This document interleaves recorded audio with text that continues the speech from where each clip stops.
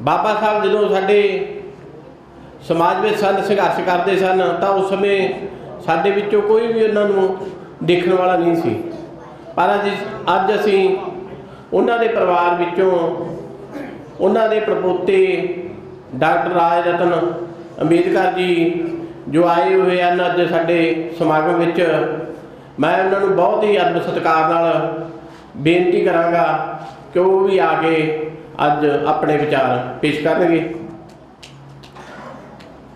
सबसे पहले मैं तथागत बुद्ध के चरणों में नमन अर्पण करता हूँ। डॉक्टर बाबा साहब अम्बेडकर जी के विचारों को नमन करता हूँ और जिन जिन महापुरुषों ने और महानायिकाओं ने हमारे हक और अधिकार की लड़ाई लड़ी, उन सभी महापुरुषों को, महानायिकाओं को नमन करता हूँ।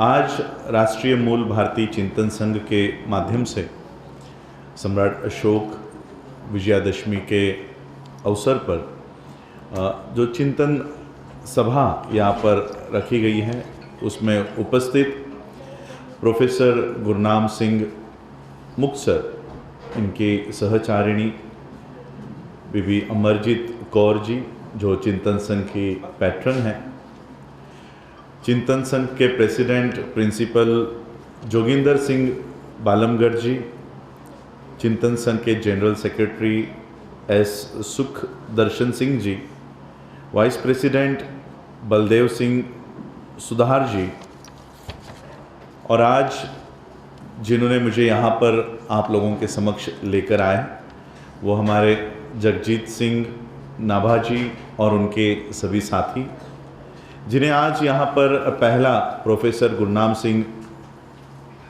मुक्तर पुरस्कार दिया गया है, वो फुलेल सिंह खोवाली जी, और आज अभी थोड़ी देर पहले सिख लहर दे सिरजक ये किताब का अनावरण हुआ है। मैं आप सभी लोगों को और हमारे साथी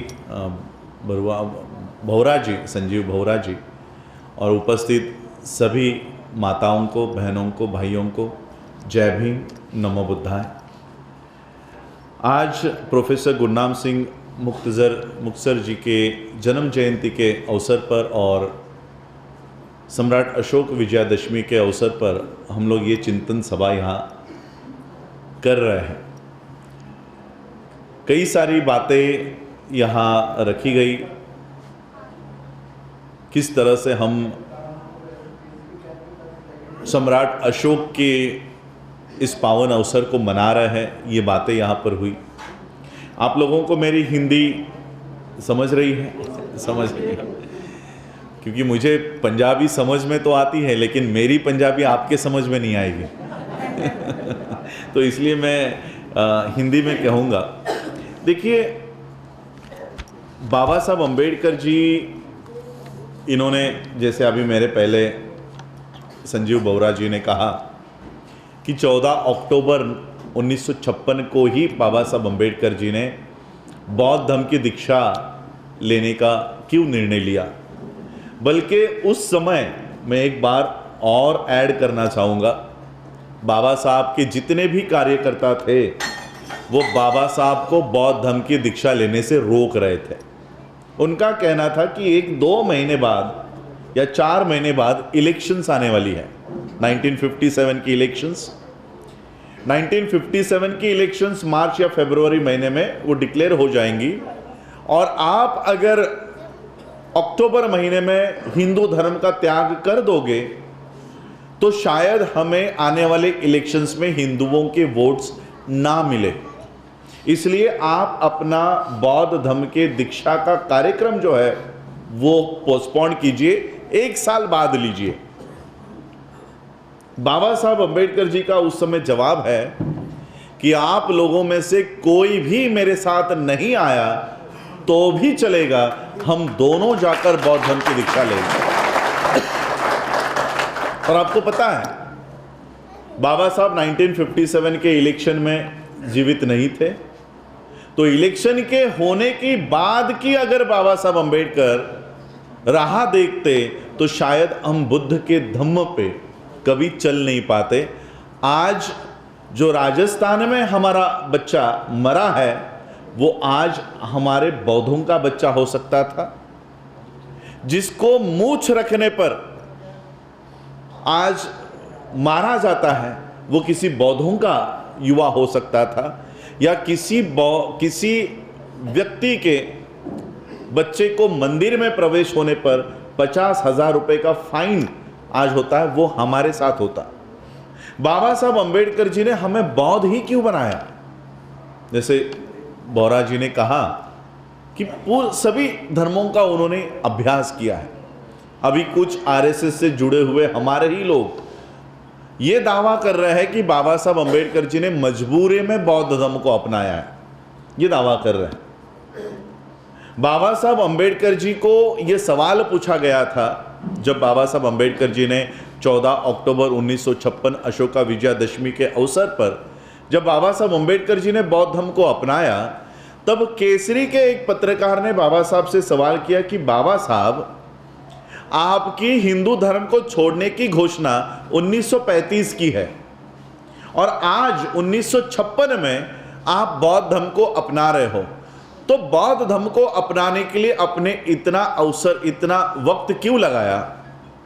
तब बाबा साहब अंबेडकर जी का जो जवाब है वो हम लोगों को रिसर्च का मुद्दा हो सकता है। बाबा साहब अंबेडकर कहते हैं कि इतने सालों तक मैं भारत में जमीन तैयार कर रहा था। जैसे आप लोग किसान यहां पर किसानी करते हो तो हल जोतते हो, है ना, जमीन को पहले वो फर्टाइल बनाते हो, जमीन को फर्टाइल बनाते हो।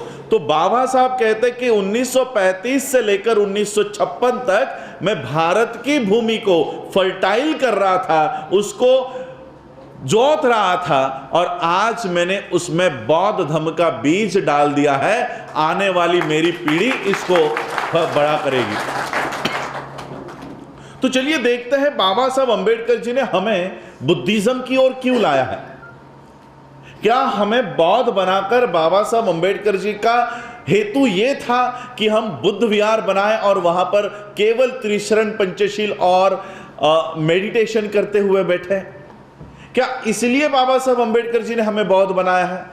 अगर मेडिटेशन ही करवाना था तो 1954 के वर्ल्ड फेलोशिप ऑफ बुद्धिस्ट के कॉन्फ्रेंस में, जहां पर विश्व के बुद्धिस्ट और विश्व के बुद्धिस्ट कंट्रीज के प्रेसिडेंट्स, वहां के प्राइम मिनिस्टर्स, उनके सामने बाबा साहब कहते हैं कि भारत में बौद्ध धर्म को खड़ा करने के लिए एक प्रिकॉशन लेना जरूरी है कि हमेशा बुद्धा के मेडिटेशन को, बुद्धा के अभिधम्मा को जोर दिया जाता है। यह खबरदारी हमें लेनी होगी कि बुद्धा के मेडिटेशन को हमें खड़ा नहीं करना, बुद्धा के सोशल जस्टिस के मैसेज को भारत में खड़ा करना है। सामाजिक न्याय का बुद्ध हमें इस देश में खड़ा करना है। तो कौन से बुद्ध को बाबा साहब अंबेडकर जी ने इस देश में खड़ा किया है? सामाजिक न्याय के। और कौन सा वो सामाजिक न्याय है जो बाबा साहब अंबेडकर हमें संविधान के माध्यम से नहीं दे पाए थे, जो बुद्ध के माध्यम से देना चाह रहे थे? अगर सामाजिक न्याय हमें संविधान ही दे सकता था तो बाबा साहब बुद्ध के धम्म की शरण में जाते क्या? संविधान बाबा साहब ने 1950 में इस देश में लागू हुआ, 1949 में बाबा साहब ने संविधान तैयार करके दिया है। तो तैयार संविधान होने के बावजूद भी बाबा साहब को हमें बुद्ध के धम्म की ओर लेकर जाने की जरूरत क्यों पड़ी? अगर सामाजिक न्याय संविधान से ही मिलने वाला था तो बुद्ध की ओर क्यों लेकर गए? सामाजिक न्याय की ही लड़ाई के लिए बाबा साहब ने हमें बुद्ध से इंट्रोड्यूस करवाया। तो सामाजिक न्याय तो पहले पन्ने पर प्रियम्बल पे लिखा हुआ है। तो चलिए देखते हैं कि बुद्ध ही क्यों दिए हैं। हम थोड़ा बैकग्राउंड में जाते हैं बाबा साहब अंबेडकर जी। 1917 में जब बाबा साहब अंबेडकर अपनी पढ़ाई पूरी करके भारत में आए, उस समय 1920, हमेशा एक 10 साल में इंडियन कॉन्स्टिट्यूशन, उस समय इंडियन कॉन्स्टिट्यूशन नाम नहीं होता था, उसे गवर्नमेंट ऑफ इंडिया एक्ट कहते थे। गवर्नमेंट ऑफ इंडिया एक्ट उस समय ब्रिटिशरों का संविधान होता था कि इस देश का संविधान कैसे चलेगा, इस देश में क्या कानून होंगे, और एवरी 10 ईयर्स उसमें अमेंडमेंट होते थे, क्या क्या करने हैं। तो 1920 में अमेंडमेंट करने के लिए 1917 में ही साइमन कमीशन इस देश में भेजा गया था कि जाओ जाकर देखकर आओ कि आने वाले संविधान में इस देश के लोगों को क्या क्या न्याय हम लोग और दे सकते हैं, क्या क्या राइट्स दे सकते हैं। तो साइमन कमीशन भारत में आया। साइमन कमीशन भारत में आने के बाद बाबा साहब अंबेडकर जी के राइटिंग एंड स्पीचेस में बाबा साहब अंबेडकर जी ने खुद लिखा हुआ है कि गांधी और साइमन की छुपी सीक्रेट मीटिंग हुई। हमने हमेशा यही सुना है कि गांधी ने साइमन कमीशन का विरोध किया।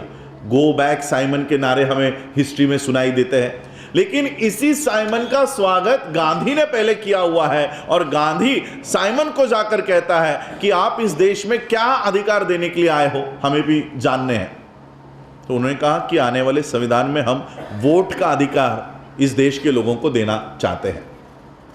तो गांधी ने कहा कि ठीक है, आप जो अधिकार देना चाहते हो आप दे दो, लेकिन हमारे धर्म में इंटरफेयर नहीं करना। अब ब्रिटिशरों को और साइमन को हिंदू धर्म या चातुर्वर्ण धर्म के बारे में क्या पता, कुछ भी पता नहीं था। उन्होंने कहा हमें आपके धर्म से कोई लेना देना नहीं। तो गांधी ने कहा कि हमारे धर्म के अनुसार अगर इस देश में आपको वोट देने का अधिकार देना है तो सिर्फ 3 लोगों को, 3 वर्गों को देना होगा। पहला वर्ग जो पढ़ा लिखा है, कम से कम 8वीं पास है, ऐसे ही व्यक्ति को आपको वोट देने का अधिकार देना होगा। और दूसरा वर्ग जो टैक्स भरता हो, इनकम टैक्स, प्रॉपर्टी टैक्स। और तीसरा वर्ग राजा और महाराजा जो संस्थानिक है, उन्हीं को वोट का अधिकार आपको देना है। साइमन एग्री करके ठीक है, अगर ऐसी आपकी मांग है तो इस कैटेगरी को हम लोग लागू कर देंगे, इस रूल्स को लागू कर देंगे। और फिर बाबा साहब अंबेडकर जी को पता चला कि गांधी और साइमन की ये छुपी मीटिंग हुई है जिसमें इस तरह की बातें रखी गई है।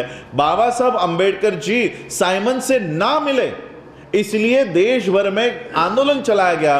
बाबा साहब अंबेडकर जी का विरोध किया गया, काले झंडे बाबा साहब को दिखाए गए, लेकिन फिर भी बाबा साहब अंबेडकर साइमन से मिलने गए और साइमन से कहा कि अगर गांधी के अनुसार आप इस देश में वोट का अधिकार लागू करोगे तो हमें तो वोट का अधिकार मिलेगा ही नहीं, क्योंकि लिखे लोगों को कम से कम 8 पास लोगों को वोट का अधिकार मिलना चाहिए। बाबा साहब साइमन ने बाबा साहब से पूछा कि कैसे नहीं मिलेगा, हमें बताओ। बाबा साहब ने कहा कि ब्राह्मण धर्म के अनुसार, मनु के कानून के अनुसार पढ़ाई लिखाई करने का अधिकार सिर्फ ब्राह्मणों को है। ब्राह्मण धर्म के अनुसार, मनु के कानून के अनुसार पैसे कमाने का अधिकार, व्यवसाय करने का अधिकार, जमीन रखने का अधिकार सिर्फ वैश्यों को है। मनु के कानून के अनुसार राजा बनने का अधिकार सिर्फ क्षत्रियों को है। और अगर आप पढ़ाई लिखाई के ऊपर, टैक्स के ऊपर और राजा महाराजाओं के ऊपर अगर वोट देने का अधिकार दोगे तो हम लोगों को तो वोट देने का अधिकार ही नहीं मिलेगा। तो बाबा साहब अंबेडकर जी को साइमन ने सवाल किया कि अगर आप लोगों को वोट का अधिकार देना है तो हमें क्या करना होगा। बाबा साहब ने कहा आप उम्र के आधार पर वोट का अधिकार लागू करो। और साइमन ने बाबा साहब अंबेडकर जी की इस बात को माना और देश में उस समय 21 साल के सभी स्त्रियों को और पुरुषों को वोट देने का अधिकार दे दिया। वो आज भी लागू है, वो आज भी लागू है। वो फिर आगे चलकर अमेंडमेंट होकर उसमें 18 साल के, जो कोई 18 साल का होगा उसको मिलेगा। इस बात का विरोध करते करते लाला लजपत राय लाठी खाकर मर गया। उसके बाद तिलक नाम का ब्राह्मण यह कहता है कि तेली, तंबोली और कुनभटों को संसद में जाके क्या हल चलाना है, हर जाति के लोगों के लिए कहा। नाई को क्या बाल काटने के लिए भेजना है, उनको क्यों जाना है संसद के अंदर। इसका एनालिसिस, कंपैरेटिव एनालिसिस करो कि साइमन जो भारत के बाहर का है वो इस देश के लोगों को अधिकार दे रहा है, लेकिन गांधी, तिलक जो इस देश के हैं वो इस देश के लोगों को अधिकार नहीं देना चाहते। ये पहली घटना।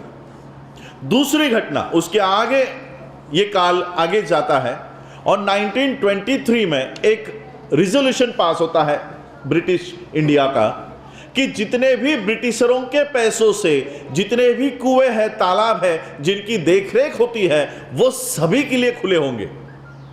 ये एक रिजोल्यूशन पास होता है जिसका नाम है बोले कमीशन।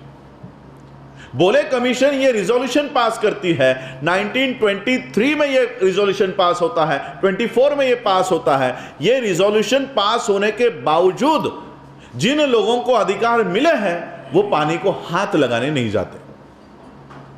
आप सबको पता है महाड़ के चौदार तालाब का आंदोलन। ये महाड़ के चौदार तालाब का आंदोलन किस लिए था? पानी के लिए। हम समझते हैं कि यह पानी का आंदोलन था, और जिन्होंने यह आंदोलन खड़ा किया वो खुद लिखते हैं कि हमारा आंदोलन पानी पीने का नहीं है। जिन्होंने किया वो कहते हैं कि हमारा आंदोलन पानी का नहीं है, और हम जिन्होंने उस आंदोलन में भी भाग नहीं लिया है वो समझते पानी पीने का आंदोलन है। तो एग्जैक्टली यह आंदोलन है किस चीज का? 1923-24 में ये रिजोल्यूशन पास हुआ कि सभी कुएं, सभी तालाब जो ब्रिटिशरों के पैसों से उसकी देखरेख होती है वो सभी के लिए खुले होंगे। ये रिजोल्यूशन पास होने के बावजूद जो अछूत थे वो उस पानी को हाथ लगाने से डरते थे। ये बाबा साहब लिखते हैं, और बाबा साहब आगे लिखते हैं कि विशेष बात यह है कि जो लोग इस पानी को हाथ लगाना नहीं चाहते या हाथ लगाने से डरते हैं, उनके जानवर लेकिन बिंदास पानी पीते हैं। उनके जानवर, अछूतों के जानवर, यानी अछूतों के जानवरों में वो डर नहीं था, वो डर अछूतों में था, इंसानों में था। तो बाबा साहब ने 1923, 24, 25, 26 और मार्च महीने के 1927 के मार्च महीने तक छोटी छोटी बैठकें इस तरह की ली, और सभी लोगों में वो जागृति निर्माण की। और 20 मार्च 1927 को 50,000 के संख्या में बाबा साहब अंबेडकर उन सभी लोगों को महाड़ के चौदार तालाब पर लेकर आए, और बाबा साहब अंबेडकर जी ने पहले हथेली में पानी लिया, और बाकी के 50,000 लोगों ने बाबा साहब अंबेडकर जी का अनुकरण करते हुए वो पानी लिया, और सब ने वो पानी पिया। ये पानी पीने के लिए बाबा साहब उन लोगों को तालाब पर नहीं लेकर आए थे।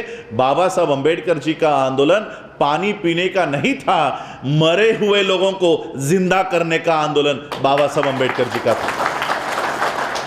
बाबा साहब अंबेडकर जी ने मरे हुए लोगों में जान फूंक दी, और वहां से नारा दिया कि आज जो जागृति तुम लोगों में हुई है उसे हमेशा कायम रखना, उसे बुझने नहीं देना।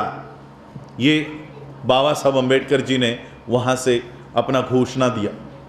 और जब इस आंदोलन का सेकंड फेज था, 25 दिसंबर 1927 को जब फिर से इकट्ठा होकर अपने अधिकार को लेने की बारी आई, उससे पहले ही वहां के ब्राह्मण्स कोर्ट में गए, और कोर्ट में जाने के बाद उन्होंने महाड़ के चौदार तालाब पर स्टे लेकर आए, उस रिजोल्यूशन के ऊपर स्टे लेकर आए कि जब तक मसला हल नहीं होता तुम लोग यहां पर नहीं आ सकते। अब 25 दिसंबर का तो कार्यक्रम डिक्लेयर हो चुका था, सभी लोग इकट्ठा हो गए, बाबा साहब अंबेडकर भी आ गए। बाबा साहब अंबेडकर वहां पहुंचने के बाद अंग्रेज अफसर ने बाबा साहब से समय मांगा कि बाबा साहब मुझे आपसे थोड़ी देर के लिए बात करनी है। बाबा साहब ने कहा ठीक है आ जाओ।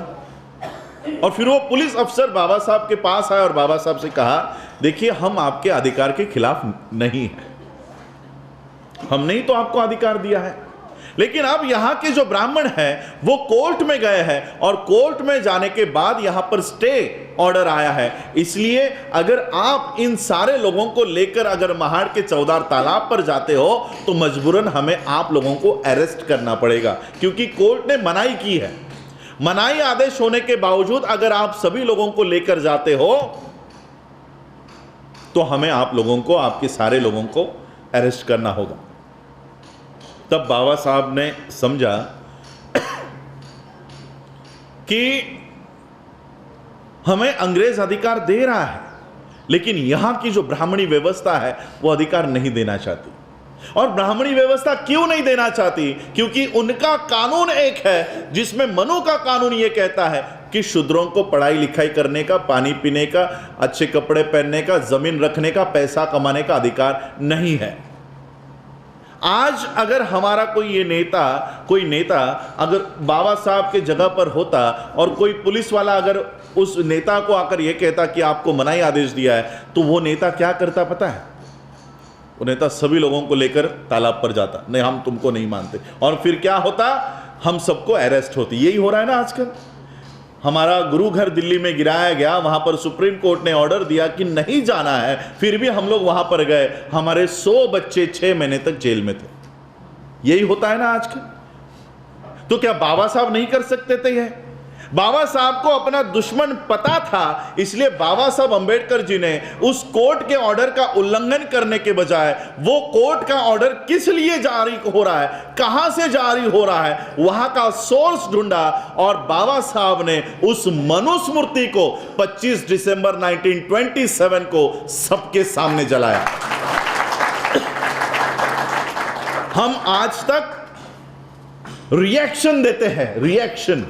हम लोग रिएक्शनरी मूवमेंट चला रहे हैं। हमें रिएक्शन नहीं देना है, एक्शन हम लोगों को करना है, एक्शन मूवमेंट में आना है। बाबा साहब को फिर पता चला कि भारत की ब्राह्मणी व्यवस्था हमें पानी पीने का भी अधिकार नहीं देना चाहती, और फिर और समय आगे बढ़ा, पानी पीने का अधिकार मिल गया। और अब हम हिंदू हैं, हम हिंदू थे उस समय, तो लोगों में कि बाबा साहब अभी पानी दिया, अब मंदिर में भी जाने का अधिकार मिलवाओ।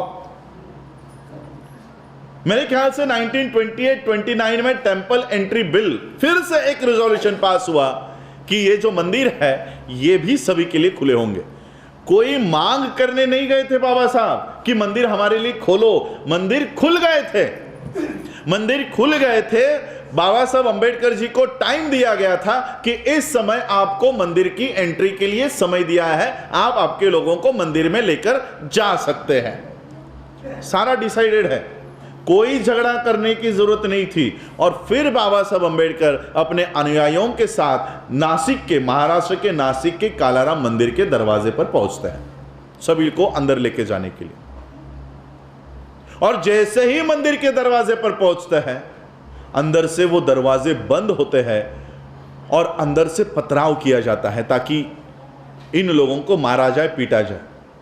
और फिर ये सभी लोग घायल होते हैं। एक पत्थर बाबा साहब को आकर लगता है और वही बाबा साहब मीटिंग लेकर, सभा लेकर कहते हैं कि देखो, एक कुत्ता मंदिर के अंदर जा सकता है लेकिन हम इंसान होकर मंदिर के अंदर नहीं जा सकते। ये 1930 की घटना है, 2 मार्च 1930। मेरे पास 1929 के कुछ रिकॉर्ड्स हैं जहां पर बाबा साहब ऐसी छोटी छोटी मीटिंगें लेकर हिंदू धर्म का त्याग करने के लिए लोगों को तैयार कर रहे हैं। और उस समय बाबा साहब अंबेडकर जी ने स्पेसिफिकली नाम लेकर कहा है कि हमें बुद्ध की शरण में जाना है। 1929 का रिकॉर्ड है मेरे पास। 1935 में बाबा साहब ने जाहिर नहीं किया था कि हमें कहां जाना है, लेकिन अंदर से बाबा साहब ने लोगों को तैयार करना शुरू किया था। और लोग क्योंकि अपने आप को हिंदू समझते थे, इसलिए बाबा साहब ने उनको मंदिर लेकर जाने की कोशिश की। बाबा साहब को पता था कि वहां क्या होने वाला है, लेकिन हम लोगों को समझे, इसलिए बाबा साहब हमें मंदिर लेकर गए और जो होना था वही हुआ। मंदिर के दरवाजे खुले हुए, बंद हो गए। अब देखिए, ये घटना हुई है 1930 में, अभी हम 2020 में हैं, 22 में हैं, और इस प्रसंग को 100 साल होने के लिए अभी 8 साल और बाकी है। इन 100 सालों के अंदर देखो कितना बड़ा बदलाव हो गया है। जैसे ही 1956 में बाबा साहब अंबेडकर बुद्ध के शरण में लाखों लोगों के साथ चले गए, जो मंदिर के दरवाजे 1930 में बंद किए गए थे, जो भगवान हमें मंदिर के अंदर आने नहीं देना चाहता था, आज अचानक एक चमत्कार हो गया है। वैसे बुद्धिज्म में चमत्कार होते नहीं है, लेकिन बाबा साहब के बुद्धिज्म में जाने के बाद हिंदुइज्म में एक चमत्कार हो गया। जो भगवान हमें मंदिर के अंदर नहीं लेना चाहता था, हमारी परछाई भी उसके स्टैच्यू पर, उसके मूर्ति पर नहीं गिराना चाहता था, जैसे ही बाबा साहब बुद्ध की ओर चले गए, ये सारे भगवान मंदिर से खड़े हो गए। बैठा हुआ गणेश, बैठा हुआ वो शेर के पीठ पर बैठती है ना माता, कौन सी, वो खड़ी हो गई। वो खड़ी हो गई, और जो हमें मंदिर में आने नहीं देती थी, अब वो अपना मंदिर छोड़कर हमारे घरों में घुसने शुरू हो गई। सोचो 1930 में यहां पर मेरी जो माताएं बैठी है, शायद उनकी माताएं उस दौर की होंगी, एक 100 साल पहले, या आपके दादा दादी उस मूवमेंट में होंगे। आपके दादा दादी को मंदिर के भगवान को आपकी परछाई तक मान्य नहीं थी, अचानक आपके घर में कैसे आ रहा है? वो कैसे आ रहा है?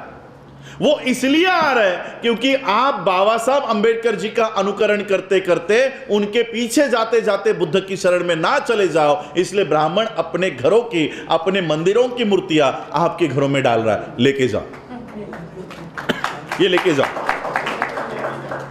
1930 में बाबा साहब अंबेडकर जी ने देखा कि हमें मंदिर में भी नहीं ले रहे, और फिर 1930, 31, 32 में राउंड टेबल कॉन्फ्रेंस की शुरुआत हुई।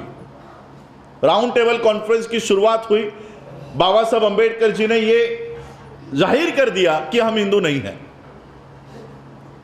क्योंकि गांधी का कहना था कि हम हिंदुओं का भाग है, हम हरिजन हैं। हरिजन का मतलब क्या होता है?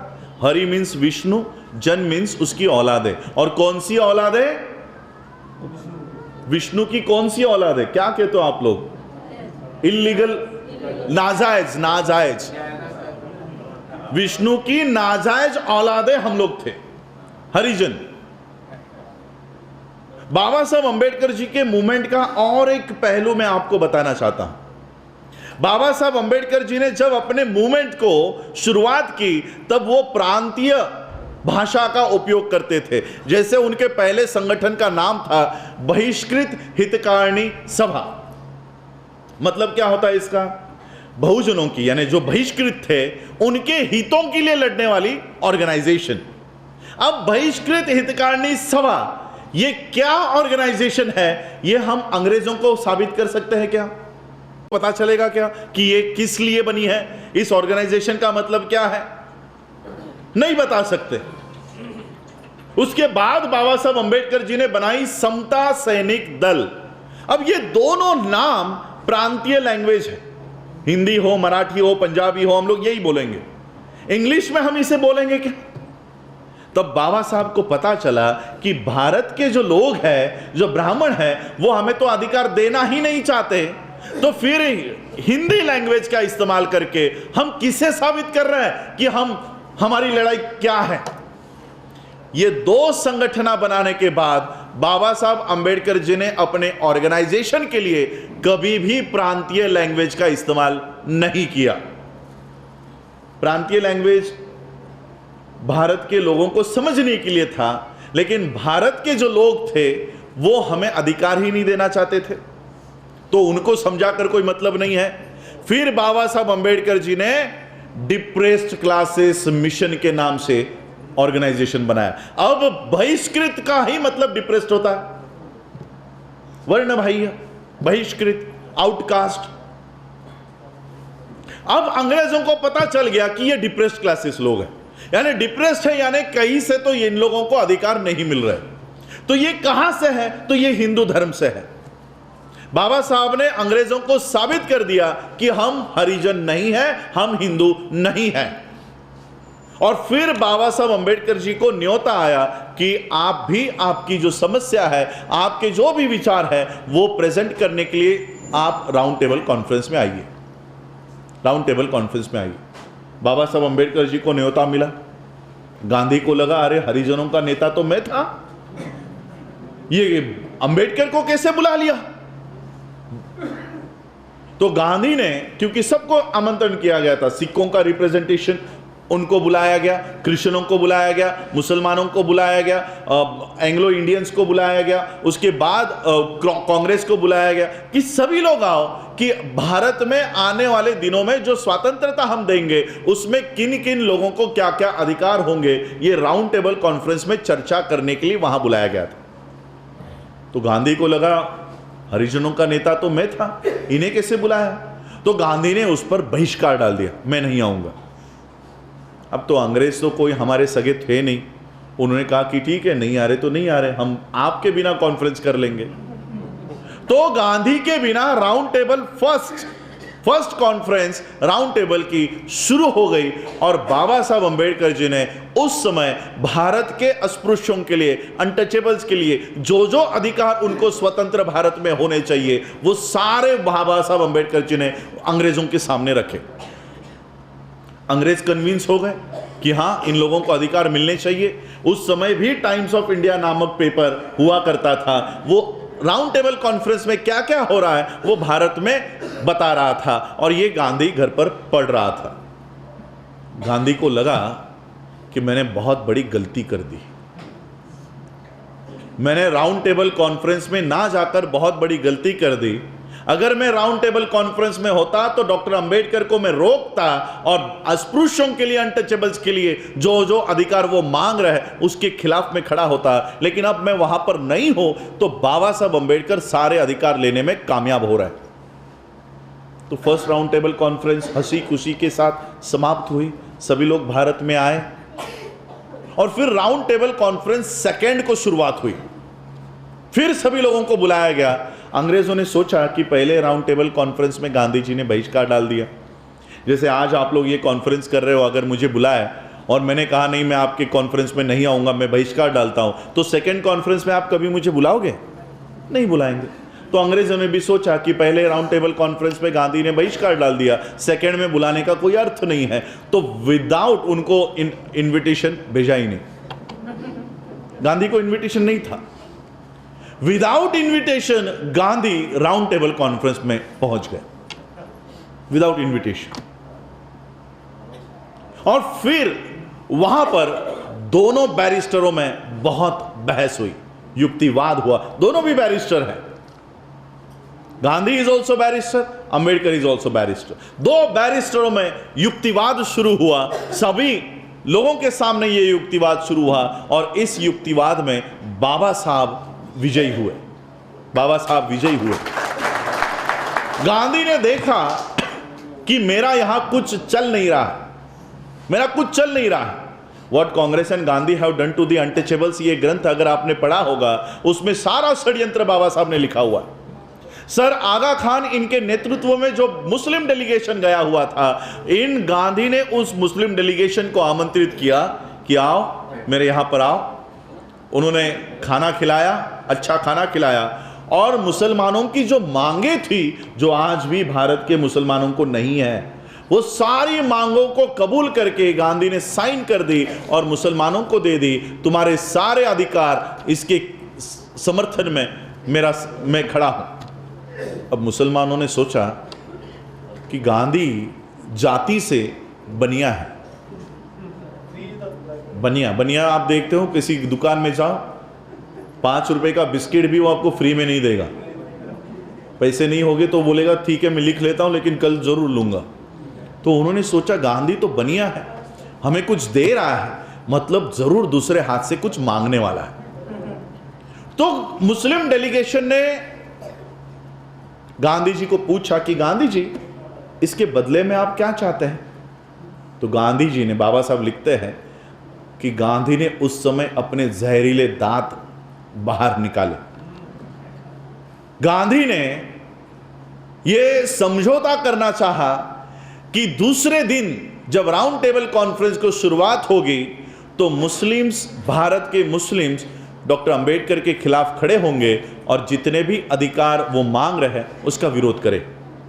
गांधी ने यह समझौता पैक्ट वाक किया। मुसलमानों ने गांधी जी से कहा कि गांधी जी, अछूतों के अधिकार में से, उनके अधिकारों में से अगर आप हमें कुछ देना चाहते हो तो हम वो कतई स्वीकार नहीं करेंगे। और ये मुस्लिम्स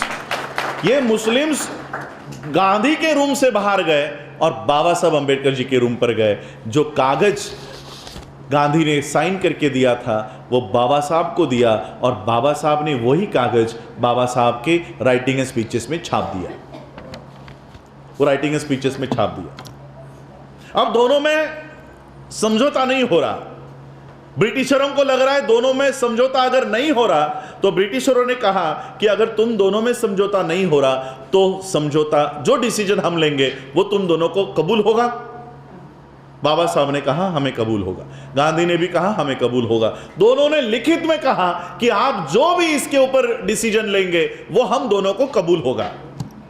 और अंग्रेजों ने डिसीजन लिया कि बाबा साहब अंबेडकर जो कह रहे हैं वो सही है और अछूतों को न्याय मिलना चाहिए, इसलिए कॉम्युनल अवार्ड नाम का अवार्ड यानी अधिकार बाबा साहब को दे दिए।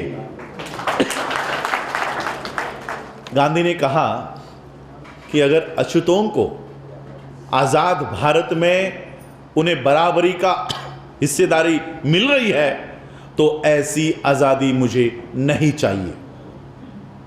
That was the stand of Gandhi. उन्हें कहा ऐसी आजादी मुझे नहीं चाहिए और ये कॉम्युनल अवार्ड अगर तुम बाबा साहब को दे रहे हो तो मैं जान जाने तक अनशन करूंगा लेकिन इन्हें मिलने नहीं दूंगा। और फिर वही हुआ, अनशन हुआ। जो राइट्स, जो अधिकार बाबा साहब लाए थे वो फिर हमें छोड़ने पड़े। फिर मैं ये प्रसंग इसलिए बता रहा हूं कि भारत के बाहर के लोग भारत के लोगों को अधिकार दे रहे हैं, लेकिन भारत के अंदर की ब्राह्मणी व्यवस्था वो देना नहीं चाहती। ये इसलिए मैं बता रहा हूं, कंपेयर करो। पानी का अधिकार, वोट का अधिकार, आपको सेपरेट सेटलमेंट, आपकी सेपरेट इलेक्टोरेट बाहर के लोग दे रहे हैं, अंदर के लोग कह रहे हैं नहीं मिलना चाहिए। अंदर के लोग कह रहे हैं नहीं मिलना चाहिए। फिर पीरियड आगे गया और पीरियड आगे जाने के बाद संविधान निर्माण की बारी आई। संविधान निर्माण की बारी आई, बाबा साहब अंबेडकर उस संविधान सभा में गए और फिर बाबा साहब अंबेडकर जी ने इस देश का ही नहीं, आज भी पूरे विश्व का सबसे बढ़िया संविधान बाबा साहब अंबेडकर जी ने भारत को निर्माण करके दिया। ये संविधान लोकतंत्र, भारत का विश्व का सबसे बढ़िया संविधान दिया। और देते समय बाबा साहब ने कहा कि संविधान कितना ही अच्छा क्यों ना हो, इस संविधान को लागू करने वाले लोग अगर गलत है तो संविधान किसी काम का नहीं होगा। बाबा साहब को पता चल चुका था कि संविधान सबसे अच्छा है, सबसे बढ़िया है, लेकिन जिनके हाथों में दे रहा हूं वो संविधान को लागू नहीं होने देंगे, नहीं करने देंगे। और फिर 1949 में जब बाबा साहब ने संविधान के बारे में स्पीच किया, 1950 में लागू हुआ। अब अंग्रेज तो चले गए, अब हमें अधिकार देने के लिए अंग्रेज बाहर के लोग तो यहां पर है ही नहीं, अब हम अधिकार मांगे कहां से? तो बाबा साहब को लगा कि शायद अब भारत की, आजाद भारत के लोगों की मानसिकता अब चेंज हो चुकी होगी, इसलिए 1952 में बाबा साहब अंबेडकर पार्लियामेंट के इलेक्शन के लिए खड़े हो गए। और तब बाबा साहब को पता चला कि भारत की मानसिकता अब तक खत्म नहीं हुई है।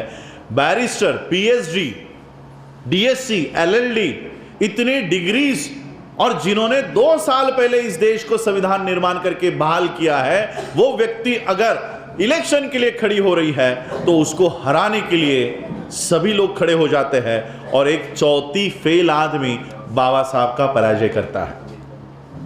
बाबा साहब को पता चलता है कि जो लोग मुझे न्याय नहीं दे रहे, मेरे लोगों को क्या सामाजिक न्याय देंगे, मेरे लोगों को क्या सामाजिक न्याय देंगे। और उसी साल 1950 में एक भारत में, विश्व में एक घटना हो रही थी। 1950 में वर्ल्ड के बुद्धिस्ट कंट्रीज इकट्ठा हो रहे थे और उन्होंने भारत को एक खत लिखा कि हम ये मीटिंग करने जा रहे हैं, आपकी ओर से भी किसी को भेजो। तो उस समय बुद्धिज्म की जो पढ़ाई सबसे ज्यादा, या बुद्धिज्म के ऊपर जिसका नॉलेज था, वो बाबा साहब अंबेडकर थे।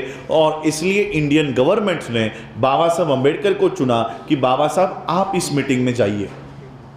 1950 में बाबा साहब अंबेडकर पहली बार वर्ल्ड फेलोशिप ऑफ बुद्धिस्ट जो बनने वाली थी उसके मीटिंग के लिए गए और 27 बुद्धिस्ट राष्ट्र, 27 बुद्धिस्ट देशों की ये मीटिंग हुई। और उन्होंने कहा कि जिस तरह से अलग अलग देशों का संगठन होता है, उसी तरह से एक बौद्ध देशों का संगठन होना चाहिए। जैसे सार्क होता है, G8 होता है, अलग अलग कंट्रीज होती है, एशियन होता है, ये अलग अलग कंट्रीज का संगठन होता है। अलग अलग कारणों के लिए वो इकट्ठा होते हैं, ऑर्गेनाइजेशन बनाते हैं और अलग अलग मीटिंग्स होती है। उसी तरह से बौद्ध देशों को ये जरूरत महसूस हुई कि हमारा भी एक संगठन होना चाहिए, हमारा भी एक संगठन होना चाहिए। और 27 देश मिलकर 1950 में उन्होंने एक ऑर्गेनाइजेशन की निर्मित की, एक संस्था की निर्मित की और उसका नाम रखा वर्ल्ड फेलोशिप ऑफ बुद्धिस्ट। इसका हिंदी में अर्थ यह है कि जितने भी बौद्ध वर्ल्ड में हैं उनमें भाईचारा और मैत्री बनाने वाला संगठन। आपस के जितने भी बौद्ध देश है इन सबको आपस में मैत्री करने का एक प्लेटफॉर्म तैयार हुआ और वहां से उन्होंने डिसीजन लिया कि हर 2 साल में हम मिलेंगे और कहीं भी किसी भी बौद्ध देश में हम ये कॉन्फ्रेंस करेंगे और जिस भी देश को बुद्धिज्म की और अग्रसर होना है, जिस भी देश को जरूरत होगी, बाकी के सारे देश उसको मदद करेंगे, सहायता करेंगे। ये डिसीजन हुआ। बाबा साहब भारत में आए। 1952 के कॉन्फ्रेंस में बाबा साहब गए नहीं क्योंकि पार्लियामेंट की इलेक्शन उसी समय थी। और फिर जब बाबा साहब को एहसास हुआ कि ये लोग मुझे पार्लियामेंट में आने नहीं दे रहे, मेरे लोगों को क्या आने देंगे, मेरे लोगों को कैसे आने देंगे। और फिर 1952 की तीसरी कॉन्फ्रेंस को शुरुआत हुई। बाबा साहब अंबेडकर वहां पर गए और वहां जाकर जो बाबा साहब ने स्पीच दिया है वो हम सभी भारतीय बौद्धों को पता होना जरूरी है।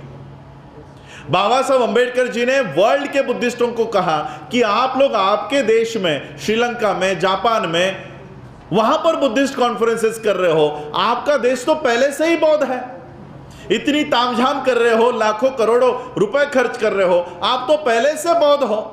मैं आप लोगों को न्योता देता हूं कि आप लोग भारत में आइए, भारत बुद्ध के जन्मस्थली है और यहां पर आकर आप भारत को बौद्ध बुद्धिज्म का केंद्र बिंदु बनाइए। लोगों को मैं आपके पीछे खड़ा करता हूं। बाबा साहब अंबेडकर जी ने वर्ल्ड फेलोशिप ऑफ बुद्धिस्ट के मंच से यह भाषण किया।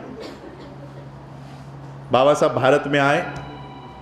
भारत में आने के बाद मैंने जैसे आप लोगों को बताया कि बाबा साहब अंबेडकर जी ने अपने सारी संस्थाओं को इंग्लिश में बनाया ताकि भारत के बाहर के जो अंग्रेज थे उनको पता चले हमारा संगठन किस चीज के लिए है, हमारा संघर्ष किस चीज के लिए है। अब अंग्रेज तो चले गए, अंग्रेज चले गए, अब कौन सा संगठन इंग्लिश में बना है। तब 1954 में बाबा साहब भारत में आने के बाद उन्होंने अपने जीवन का आखिरी संगठन बनाया और उसका नाम रखा the Buddhist society of India.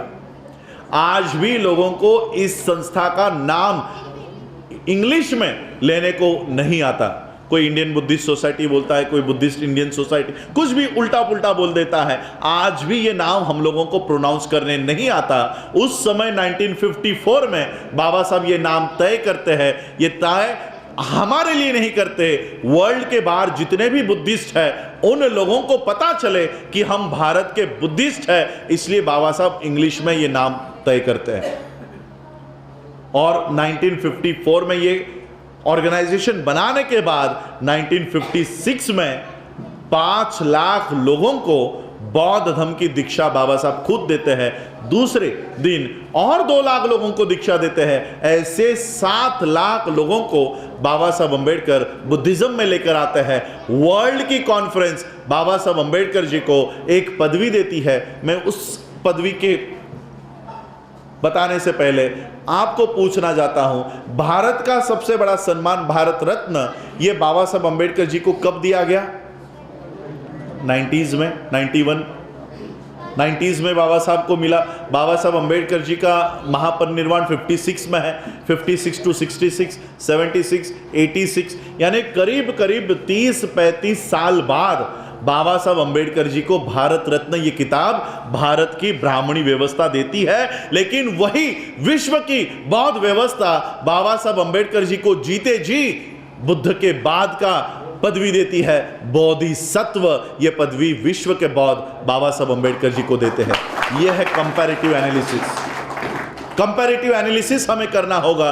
विश्व के बौद्ध हमें जीते जी न्याय दे रहे, सम्मान दे रहे, और भारत की ब्राह्मणी व्यवस्था मरने के बाद भी नहीं देना चाहती थी। बाबा साहब अंबेडकर जी ने जाते जाते हमें 15 अक्टूबर 1956 के भाषण के ऊपर हमें पढ़ाई करने की जरूरत है। बाबा साहब कहते हैं कि अब भारत में बस हुआ, बहुत हुआ अब भारत में, अब भारत के बाहर जाकर दिखाओ, भारत के बाहर जाकर दिखाओ। बाबा साहब ने हमें कहा भारत के बाहर जाकर दिखाओ, और जा कौन रहे पता है? मैं अभी वर्ल्ड फेलोशिप ऑफ बुद्धिस्ट की जिस कॉन्फ्रेंस में बाबा साहब पहली बार तीसरी और चौथी कॉन्फ्रेंस के लिए गए थे, मैं 29वीं और 30वीं कॉन्फ्रेंस में गया हूं। अभी 30वीं कॉन्फ्रेंस से वापस आया हूं। ऑस्ट्रेलिया से सीधा मैं थाईलैंड के हेडक्वार्टर पे गए और वहां पर यह कॉन्फ्रेंस हो रही थी। सिर्फ 2 कॉन्फ्रेंसेस में गए हम, 2 कॉन्फ्रेंस। बाबा साहब ने कहा भारत के बाहर जाकर दिखाओ। वहां जाकर क्या सुनने को मिलता है पता है? Oh, you are from India, this time your country is very lucky, you got a Buddhist prime minister. यह सुनने मिलता है ताइवान के लोगों से, जापान के लोगों से, श्रीलंका के लोगों से, चाइना के लोगों से। क्या सुनने मिलता है कि इस बार आपको एक बहुत प्रधानमंत्री मिला। ये कैमरा चल रहा है, मैं आपको जूम करके कुछ तस्वीरें दिखाऊं। ये देखिए, the monk who become chief minister. कौन है वो मॉन्क? मॉन्क किसे कहते हैं? बौद्ध भिक्खु को कहते हैं मॉन्क। ये किताबें बनाई उन्होंने, और क्या बताया वर्ल्ड को कि इस देश में बौद्ध धर्म का प्रचार प्रसार करने वाला एक बौद्ध भिक्षु उत्तर प्रदेश का सीएम बन गया। भगवा चोला पहनकर वो अपने आप को बौद्ध भिक्षु कहता है। A monk who become chief minister, लिखने वाला आदेश गुप्ता, संतनु गुप्ता। ब्राह्मण अपने आप को बाहर विदेशों में अपने आप को बौद्ध बता रहे हैं, ब्राह्मण। जबकि ये मार्ग बाबा साहब हमें दिखा कर गए थे। ये मार्ग हमें बाबा साहब दिखा कर गए कि इस देश का जो संविधान है वो ज्यादा देर हमारे लिए इस्तेमाल में नहीं लाएंगे। और ये मैं काल्पनिक नहीं कह रहा हूं, इसके रिकॉर्ड्स हैं। आप YouTube पे जाकर BBC का इंटरव्यू पढ़ लीजिए, देख लीजिए, सुनिए क्या कहते हैं बाबा साहब। बाबा साहब कहते हैं इस देश में लोकतंत्र, डेमोक्रेसी ज्यादा देर नहीं चलेगी। 1954 का इंटरव्यू है। इस देश में डेमोक्रेसी ज्यादा नहीं चलेगी। इंटरव्यूअर पूछता है इस डेमोक्रेसी के वजह से ही आप लोगों को अधिकार मिला है, अगर डेमोक्रेसी भी चली गई तो आप लोगों का क्या होगा, कहां जाओगे आप लोग? बाबा साहब कहते हैं हमें अल्टरनेट व्यवस्था खड़ी करनी होगी, एक पर्यायी व्यवस्था खड़ी करनी होगी। और वो पर्यायी व्यवस्था बाबा साहब खुद खड़ी करके गए, हमें बौद्ध धर्म के मार्ग पर दिखा कर गए कि इस मार्ग पर जाओ और वहां से आपके अधिकार लेकर आओ। बाबा साहब को पता था कि देश का संविधान ज्यादा देर तक हमारे लिए इस्तेमाल में नहीं लाएंगे, एक ना एक दिन इस संविधान को खत्म करेंगे। उस दिन मेरे लोग कहां जाएं, मेरे लोग कहां जाएंगे? और बाबा साहब ने 14 अक्टूबर 1956 को अशोका विजयादशमी के अवसर पर बौद्ध धर्म की दीक्षा लेकर हमें एक संदेश दिया कि भारत का संविधान अगर तुम्हारे पक्ष में खड़ा नहीं हुआ तो बुद्ध तुम्हारे साथ खड़ा होगा, इसके पीछे चले जाओ, ये तुम्हें सहायता करेगा। पता चलेगा क्या कि ये किस लिए बनी है, इस ऑर्गेनाइजेशन का मतलब क्या है, नहीं बता सकते। उसके बाद बाबा साहब अंबेडकर जी ने बनाई समता सैनिक दल। अब ये दोनों नाम प्रांतीय लैंग्वेज है, हिंदी हो, मराठी हो, पंजाबी हो, हम लोग यही बोलेंगे। इंग्लिश में हम इसे बोलेंगे क्या? तब बाबा साहब को पता चला कि भारत के जो लोग हैं, जो ब्राह्मण हैं, वो हमें तो अधिकार देना ही नहीं चाहते, तो फिर हिंदी लैंग्वेज का इस्तेमाल करके हम किसे साबित कर रहे हैं कि हमारी लड़ाई क्या है। ये 2 संगठना बनाने के बाद बाबा साहब अंबेडकर जी ने अपने ऑर्गेनाइजेशन के लिए कभी भी प्रांतीय लैंग्वेज का इस्तेमाल नहीं किया।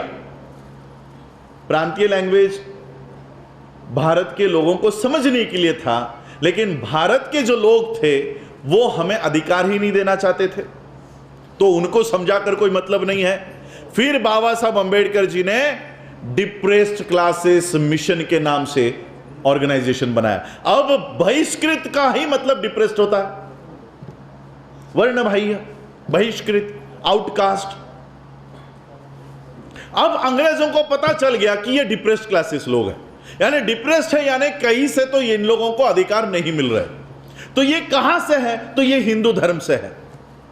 बाबा साहब ने अंग्रेजों को साबित कर दिया कि हम हरिजन नहीं हैं, हम हिंदू नहीं हैं। और फिर बाबा साहब अंबेडकर जी को न्योता आया कि आप भी आपकी जो समस्या है, आपके जो भी विचार है, वो प्रेजेंट करने के लिए आप राउंड टेबल कॉन्फ्रेंस में आइए, राउंड टेबल कॉन्फ्रेंस में आइए। बाबा साहब अंबेडकर जी को न्योता मिला। गांधी को लगा अरे हरिजनों का नेता तो मैं था, ये अंबेडकर को कैसे बुला लिया? तो गांधी ने, क्योंकि सबको आमंत्रण किया गया था, सिखों का रिप्रेजेंटेशन उनको बुलाया गया, क्रिश्चियनों को बुलाया गया, मुसलमानों को बुलाया गया, एंग्लो इंडियंस को बुलाया गया, उसके बाद कांग्रेस को बुलाया गया कि सभी लोग आओ कि भारत में आने वाले दिनों में जो स्वतंत्रता हम देंगे उसमें किन किन लोगों को क्या क्या अधिकार होंगे, ये राउंड टेबल कॉन्फ्रेंस में चर्चा करने के लिए वहां बुलाया गया था। तो गांधी को लगा हरिजनों का नेता तो मैं था, इन्हें कैसे बुलाया? तो गांधी ने उस पर बहिष्कार डाल दिया, मैं नहीं आऊंगा। अब तो अंग्रेज तो कोई हमारे सगे थे नहीं, उन्होंने कहा कि ठीक है, नहीं आ रहे तो नहीं आ रहे, हम आपके बिना कॉन्फ्रेंस कर लेंगे। तो गांधी के बिना round table first conference round table की शुरू हो गई। और बाबा साहब अंबेडकर जी ने उस समय भारत के अस्पृश्यों के लिए, अनटचेबल्स के लिए जो जो अधिकार उनको स्वतंत्र भारत में होने चाहिए, वो सारे बाबा साहब अंबेडकर जी ने अंग्रेजों के सामने रखे। अंग्रेज कन्विंस हो गए कि हाँ, इन लोगों को अधिकार मिलने चाहिए। उस समय भी टाइम्स ऑफ इंडिया नामक पेपर हुआ करता था, वो राउंड टेबल कॉन्फ्रेंस में क्या क्या हो रहा है वो भारत में बता रहा था, और ये गांधी घर पर पढ़ रहा था। गांधी को लगा कि मैंने बहुत बड़ी गलती कर दी, मैंने राउंड टेबल कॉन्फ्रेंस में ना जाकर बहुत बड़ी गलती कर दी।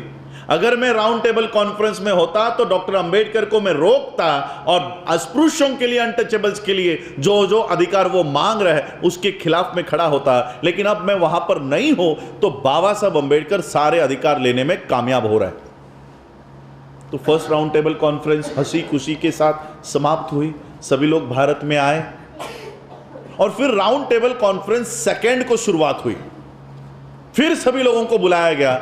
अंग्रेजों ने सोचा कि पहले राउंड टेबल कॉन्फ्रेंस में गांधी जी ने बहिष्कार डाल दिया, जैसे आज आप लोग ये कॉन्फ्रेंस कर रहे हो, अगर मुझे बुलाए और मैंने कहा नहीं मैं आपके कॉन्फ्रेंस में नहीं आऊंगा, मैं बहिष्कार डालता हूं, तो सेकंड कॉन्फ्रेंस में आप कभी मुझे बुलाओगे? नहीं बुलाएंगे। तो अंग्रेजों ने भी सोचा कि पहले राउंड टेबल कॉन्फ्रेंस में गांधी ने बहिष्कार डाल दिया, सेकंड में बुलाने का कोई अर्थ नहीं है, तो विदाउट उनको इन्विटेशन भेजा ही नहीं। गांधी को इन्विटेशन नहीं था।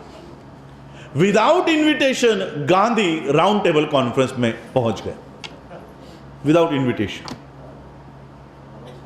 और फिर वहां पर दोनों बैरिस्टरों में बहुत बहस हुई, युक्तिवाद हुआ। दोनों भी बैरिस्टर हैं, Gandhi is also barrister, Ambedkar is also barrister. दो बैरिस्टरों में युक्तिवाद शुरू हुआ, सभी लोगों के सामने यह युक्तिवाद शुरू हुआ, और इस युक्तिवाद में बाबा साहब विजयी हुए। बाबा साहब विजयी हुए। गांधी ने देखा कि मेरा यहां कुछ चल नहीं रहा है, मेरा कुछ चल नहीं रहा है। What Congress and Gandhi have done to the untouchables, ये ग्रंथ अगर आपने पढ़ा होगा उसमें सारा षड्यंत्र बाबा साहब ने लिखा हुआ है। सर आगा खान इनके नेतृत्व में जो मुस्लिम डेलीगेशन गया हुआ था, इन गांधी ने उस मुस्लिम डेलीगेशन को आमंत्रित किया कि आओ मेरे यहां पर आओ। उन्होंने खाना खिलाया, अच्छा खाना खिलाया, और मुसलमानों की जो मांगे थी, जो आज भी भारत के मुसलमानों को नहीं है, वो सारी मांगों को कबूल करके गांधी ने साइन कर दी और मुसलमानों को दे दी। तुम्हारे सारे अधिकार, इसके समर्थन में मैं खड़ा हूं। अब मुसलमानों ने सोचा कि गांधी जाति से बनिया है। बनिया आप देखते हो, किसी दुकान में जाओ, 5 रुपए का बिस्किट भी वो आपको फ्री में नहीं देगा। पैसे नहीं होंगे तो बोलेगा ठीक है मैं लिख लेता हूं लेकिन कल जरूर लूंगा। तो उन्होंने सोचा गांधी तो बनिया है, हमें कुछ दे रहा है, मतलब जरूर दूसरे हाथ से कुछ मांगने वाला है। तो मुस्लिम डेलीगेशन ने गांधी जी को पूछा कि गांधी जी, इसके बदले में आप क्या चाहते हैं? तो गांधी जी ने, बाबा साहब लिखते हैं कि गांधी ने उस समय अपने जहरीले दांत बाहर निकाले। गांधी ने यह समझौता करना चाहा कि दूसरे दिन जब राउंड टेबल कॉन्फ्रेंस को शुरुआत होगी तो मुस्लिम्स, भारत के मुस्लिम्स डॉक्टर अंबेडकर के खिलाफ खड़े होंगे और जितने भी अधिकार वो मांग रहे हैं उसका विरोध करें। गांधी ने यह समझौता पैक्ट वहां किया। मुसलमानों ने गांधी जी से कहा कि गांधी जी, अछूतों के अधिकार में से, उनके अधिकारों में से अगर आप हमें कुछ देना चाहते हो तो हम वो कतई स्वीकार नहीं करेंगे।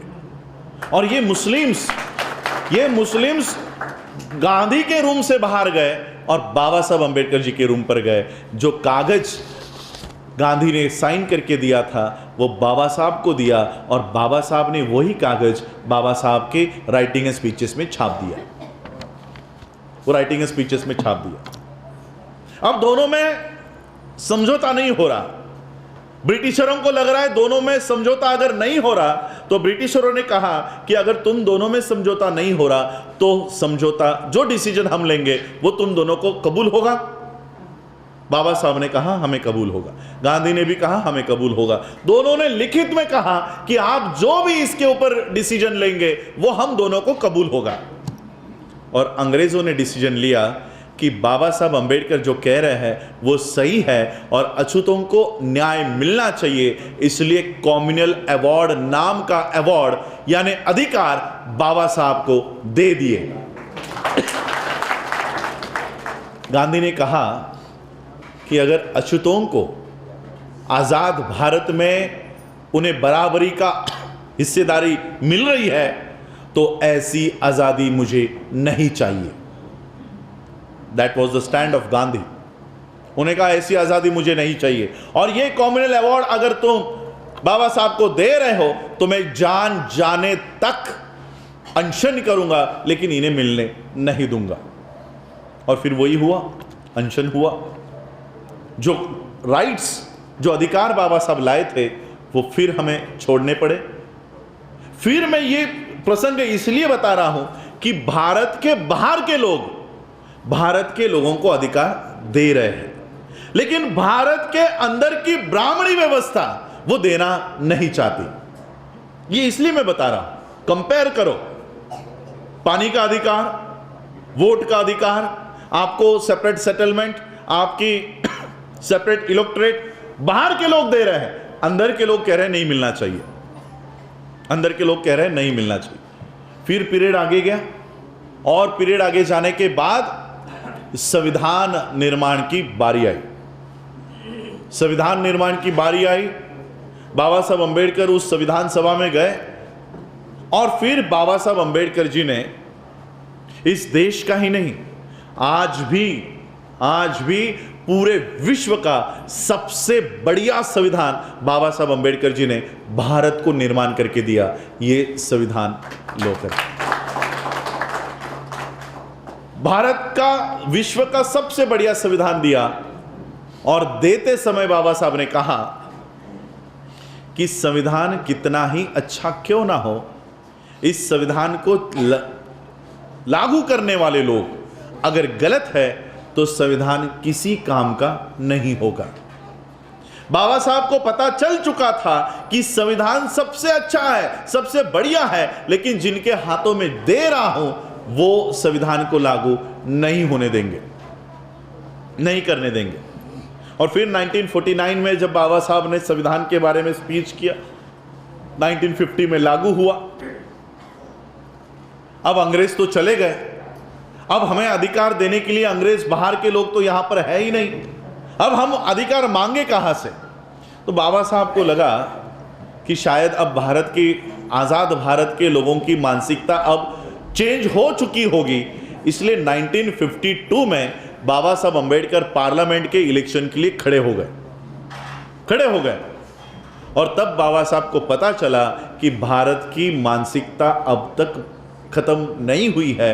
बैरिस्टर, पीएचडी डीएससी, एलएलडी, इतनी डिग्रीज, और जिन्होंने 2 साल पहले इस देश को संविधान निर्माण करके बहाल किया है, वो व्यक्ति अगर इलेक्शन के लिए खड़ी हो रही है तो उसको हराने के लिए सभी लोग खड़े हो जाते हैं और एक चौथी फेल आदमी बाबा साहब का पराजय करता है। बाबा साहब को पता चलता है कि जो लोग मुझे न्याय नहीं दे रहे, मेरे लोगों को क्या सामाजिक न्याय देंगे, मेरे लोगों को क्या सामाजिक न्याय देंगे। और उसी साल 1950 में एक भारत में, विश्व में एक घटना हो रही थी। 1950 में वर्ल्ड के बुद्धिस्ट कंट्रीज इकट्ठा हो रहे थे और उन्होंने भारत को एक खत लिखा कि हम ये मीटिंग करने जा रहे हैं, आपकी ओर से भी किसी को भेजो। तो उस समय बुद्धिज्म की जो पढ़ाई सबसे ज्यादा, या बुद्धिज्म के ऊपर जिसका नॉलेज था, वो बाबा साहब अंबेडकर थे। और इसलिए इंडियन गवर्नमेंट ने बाबा साहब अंबेडकर को चुना कि बाबा साहब आप इस मीटिंग में जाइए। 1950 में बाबा साहब अंबेडकर पहली बार वर्ल्ड फेलोशिप ऑफ बुद्धिस्ट जो बनने वाली थी उसके मीटिंग के लिए गए और 27 बुद्धिस्ट राष्ट्र, 27 बुद्धिस्ट देशों की ये मीटिंग हुई। और उन्होंने कहा कि जिस तरह से अलग अलग देशों का संगठन होता है, उसी तरह से एक बौद्ध देशों का संगठन होना चाहिए। जैसे सार्क होता है, G8 होता है, अलग अलग कंट्रीज होती है, एशियन होता है, ये अलग अलग कंट्रीज का संगठन होता है। अलग अलग कारणों के लिए वो इकट्ठा होते हैं, ऑर्गेनाइजेशन बनाते हैं और अलग अलग मीटिंग्स होती है। उसी तरह से बौद्ध देशों को ये जरूरत महसूस हुई कि हमारा भी एक संगठन होना चाहिए, हमारा भी एक संगठन होना चाहिए। और 27 देश मिलकर 1950 में उन्होंने एक ऑर्गेनाइजेशन की निर्मित की, एक संस्था की निर्मित की और उसका नाम रखा वर्ल्ड फेलोशिप ऑफ बुद्धिस्ट। इसका हिंदी में अर्थ यह है कि जितने भी बौद्ध वर्ल्ड में हैं, उनमें भाईचारा और मैत्री बनाने वाला संगठन। आपस के जितने भी बौद्ध देश हैं, इन सबको आपस में मैत्री करने का एक प्लेटफॉर्म तैयार हुआ। और वहां से उन्होंने डिसीजन लिया कि हर 2 साल में हम मिलेंगे और कहीं भी, किसी भी बौद्ध देश में हम ये कॉन्फ्रेंस करेंगे। और जिस भी देश को बुद्धिज्म की और अग्रेसर होना है, जिस भी देश को जरूरत होगी, बाकी के सारे देश उसको मदद करेंगे, सहायता करेंगे। ये डिसीजन हुआ। बाबा साहब भारत में आए। 1952 के कॉन्फ्रेंस में बाबा साहब गए नहीं, क्योंकि पार्लियामेंट की इलेक्शन उसी समय थी। और फिर जब बाबा साहब को एहसास हुआ कि ये लोग मुझे पार्लियामेंट में आने नहीं दे रहे, मेरे लोगों को क्या आने देंगे, मेरे लोगों को कैसे आने देंगे। और फिर 1952 की तीसरी कॉन्फ्रेंस को शुरुआत हुई। बाबा साहब अंबेडकर वहां पर गए और वहां जाकर जो बाबा साहब ने स्पीच दिया है, वो हम सभी भारतीय बौद्धों को पता होना जरूरी है।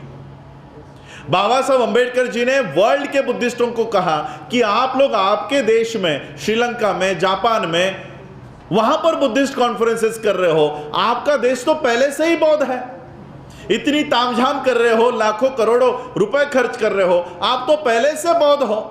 मैं आप लोगों को न्योता देता हूं कि आप लोग भारत में आइए। भारत बुद्ध के जन्मस्थली है और यहां पर आकर आप भारत को बौद्ध बुद्धिज्म का केंद्र बिंदु बनाइए। लोगों को मैं आपके पीछे खड़ा करता हूं। बाबा साहब अंबेडकर जी ने वर्ल्ड फेलोशिप ऑफ बुद्धिस्ट के मंच से यह भाषण किया। बाबा साहब भारत में आए।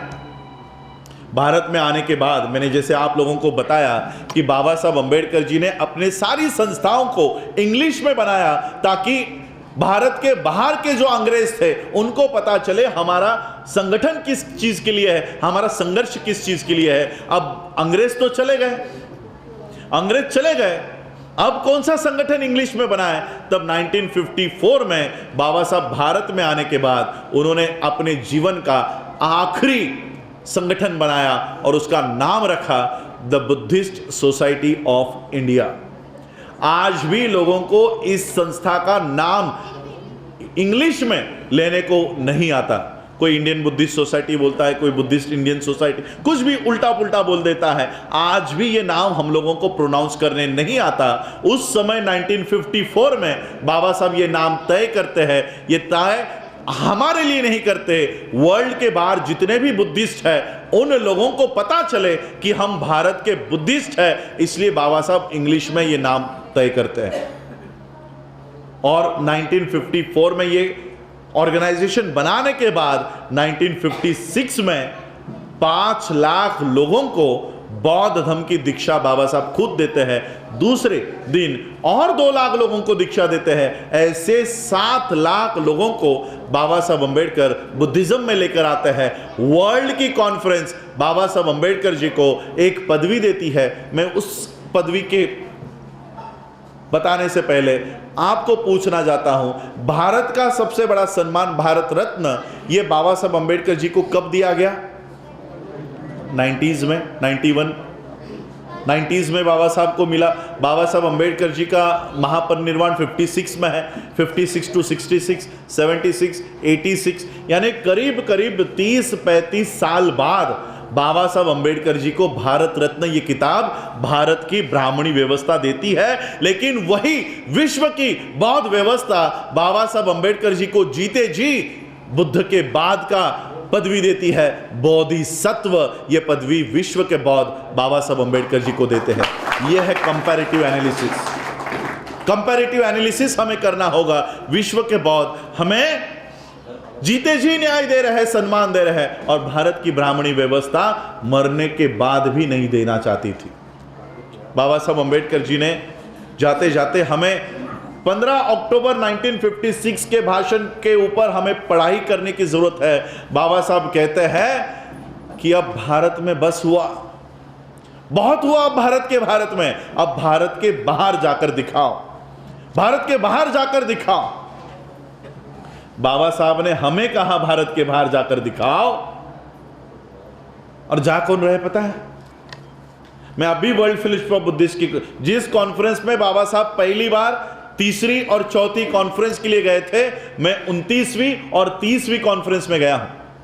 अभी 30वीं कॉन्फ्रेंस से वापस आया हूं। ऑस्ट्रेलिया से सीधा मैं थाईलैंड के हेडक्वार्टर पे गए और वहां पर यह कॉन्फ्रेंस हो रही थी। सिर्फ 2 कॉन्फ्रेंसेस में गए हम, 2 कॉन्फ्रेंस। बाबा साहब ने कहा भारत के बाहर जाकर दिखाओ। वहां जाकर क्या सुनने को मिलता है पता है? Oh, you are from India, this time your country is very lucky, you got a Buddhist prime minister. यह सुनने मिलता है ताइवान के लोगों से, जापान के लोगों से, श्रीलंका के लोगों से, चाइना के लोगों से। क्या सुनने मिलता है कि इस बार आपको एक बहुत प्रधानमंत्री मिला। ये कैमरा चल रहा है, मैं आपको जूम करके कुछ तस्वीरें दिखाऊं। ये देखिए, the monk who become chief minister. कौन है वो मॉन्क? मॉन्क किसे कहते हैं? बौद्ध भिक्खु को कहते हैं monk.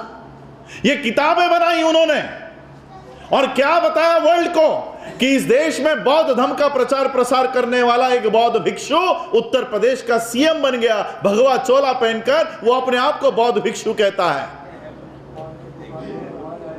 A monk who become chief minister. लिखने वाला आदेश गुप्ता, संतनु गुप्ता। ब्राह्मण अपने आप को बाहर विदेशों में अपने आप को बौद्ध बता रहे हैं, ब्राह्मण। जबकि ये मार्ग बाबा साहब हमें दिखा कर गए थे। ये मार्ग हमें बाबा साहब दिखा कर गए कि इस देश का जो संविधान है वो ज्यादा देर हमारे लिए इस्तेमाल में नहीं लाएंगे।